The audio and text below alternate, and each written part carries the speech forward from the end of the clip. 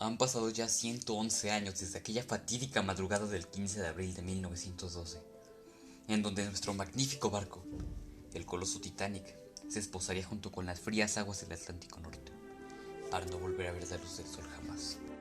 Son muchas las historias que se cuentan acerca de este grandioso barco, que si había una momia hurtada del propio Egipto oculta en el barco, que si el hundimiento fue planeado, que si el Titanic no es en realidad el Titanic, sino su hermano el Olympic, acompañado de un largo etcétera. De veras, largo etcétera. Pero en este video no me gustaría enrollarme tanto en esas teorías de conspiración. Me gustaría tomar de la mano lo que realmente se sabe de este barco, su historia, y exponerlo a ustedes, mi querida audiencia de 30 personas o menos. Nuestra historia comienza en junio de 1907, en Liverpool. Un bellísimo barco se encontraba zarpando por primera vez en su vida. Obviamente aún no estamos hablando del Titanic. Este es el Lusitania, que en su tiempo fue tanto el barco más colosal como el más veloz sobre los mares. Este lujoso barco era el fruto de una feroz competencia entre las navieras inglesas por el dominio de los mares. La compañía propietaria de Lusitania era la Cunard Line, que tenía como competidora a la White Star Line, que es la protagonista de esta ocasión. Un barco como el Lusitania era la novedad del momento. Todos querían viajar en tal magnífico navío, y la White Star, viendo cómo sus competidores se alzaban sobre ellos con creces, en la junta directiva de 1907, celebrada en Liverpool, propuso la construcción de 3 buques gigantes, que serían llamados Olympic, Titanic y Gigantic. Bueno, es que a ellos les gustaba que los nombres de sus barcos terminaran en "ic". El diseño de los barcos fue encomendado al arquitecto naval británico Thomas Andrews, que se encargó de plasmar en estos barcos una pequeñísima fracción del cielo. La construcción de tales magníficos navíos fue labor del astillero Harland and Wolff de Belfast, Irlanda.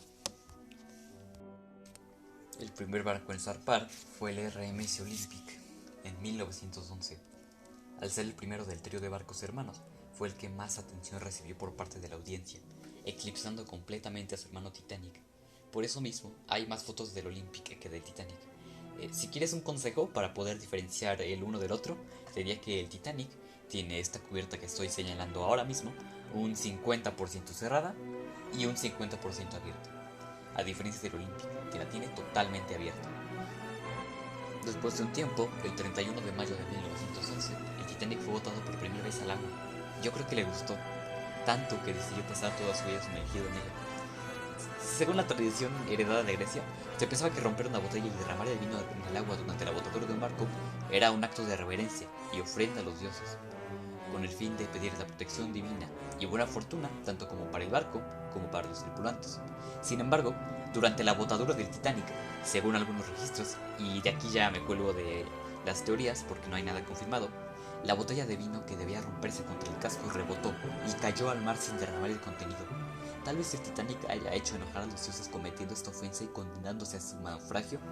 Ni idea, son teorías de cada uno, pero es algo curioso que me gustaría señalar. El 2 de abril de 1912, el Titanic completó exitosamente las pruebas de manejo, donde quedó demostrado que era un barco confiable y que estaba listo para ser una insignia de la White Star Line. Hay gente que llama al Titanic como la cúspide de la revolución industrial, ya que contaba con toda clase de maquinarias disponibles para la época. Todos los avances se encontraban en el barco. El Titanic estaba equipado con 2 conjuntos de motores de vapor de triple expansión y una turbina de vapor que alimentaba las hélices. En total, el barco tenía una potencia de 46.000 caballos de fuerza, con el poder necesario para poder alcanzar una velocidad máxima de 24 nudos. Ahí todas las comodidades de la época estaban al alcance de la mano, pues la White Star se había empeñado en construir un verdadero palacio flotante. Sobre los botes salvavidas. Es muy sabido que la cantidad de botes salvavidas que había en el barco era realmente insuficiente para cubrir a toda la población. En todo el barco había un total de 20 botes salvavidas, 14 regulares con la capacidad para 65 personas y 6 plegables con la capacidad para 47 personas cada uno. En total, los botes salvavidas podrían ser abordados por 1.178 pasajeros frente a las 2.200 almas que había en el viaje inaugural. No es que los dueños del Titanic fueran unos malévolos e irresponsables. O sea, tal vez en cierta parte lo eran, pero es que las leyes en aquellos momentos indicaban que siempre y cuando se cumpliera con un cupo, de acuerdo con las características de los barcos, entonces estaba bien, y el hecho de tener tantos botes salvavidas le daría una mala estética al Titanic. Podríamos decir que todos los detalles habían sido afinados, todo había sido anticipado en este bellísimo navío, excepto la eventualidad de un naufragio, y con todo listo y equipado de un cargamento de 899 tripulantes, el 10 de abril de 1912, en el puerto de Southampton, el coloso Titanic zarpaba en su viaje inaugural. El transatlántico más grande y lujoso del mundo encendía sus chimeneas y se disponía a navegar con destino a New York. Pero algo más grande que eso le deparaba al insumergible Titanic, el barco que ni Dios podía hundir. La noche del domingo, el Titanic navegaba en una zona peligrosa, en donde habían perecido muchos barcos anteriormente. El SS Californian alertó mediante el telégrafo al Titanic sobre esto, enviando 6 mensajes, 5 para el capitán y otro para el radiotelegrafista, que no fueron tomados en cuenta. A las 23:40 de la noche del 14 de abril de 1912, el vigía Flood vio un gran témpano a poca distancia de la proa e inmediatamente dio la alarma a sus camaradas. Él sabía que la velocidad del buque en aquel momento era de 22 nudos y que la zona en la que navegaban era altamente peligrosa. Pese a todos los esfuerzos de la tripulación, el transatlántico Titanic se acercaba cada vez más a la inmensa montaña de hielo, mientras Flood observaba aterrado, temiendo por su destino. Y después de lo que pareció una eternidad, en un intento de esquivar el iceberg, o al menos de hacer el menor daño posible al barco, la proa comenzó a girar a la izquierda, mientras el gigante de hielo se escurría y penetraba al barco. Parecía que el peligro había sido disipado, pero el témpano había abierto una enorme ranura en el casco del buque, y en la sala de máquinas se escuchó un estruendo ensordecedor, mientras toda la pared de acero de la embarcación se abría. El Titanic se inclinaba cada vez más.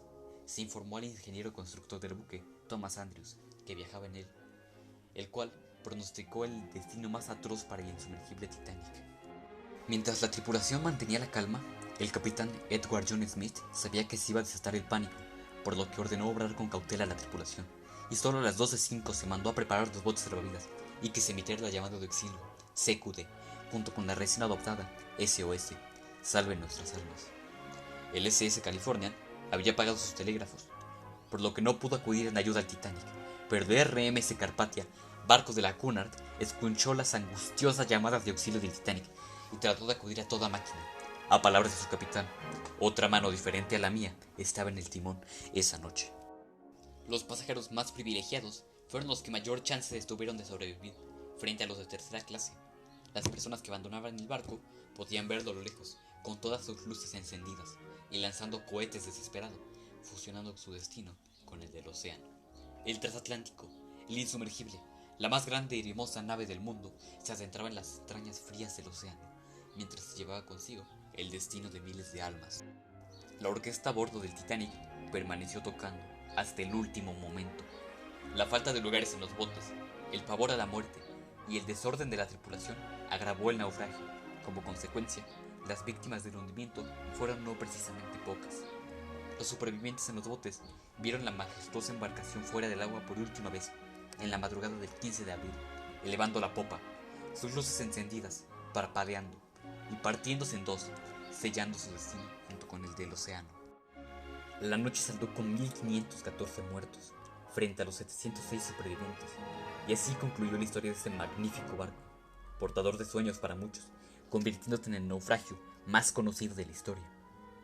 Hoy se cumplen 111 años desde aquella penosa odisea, desde que el Titanic naufragó, y no hay esperanza de poder liberarlo de las aguas.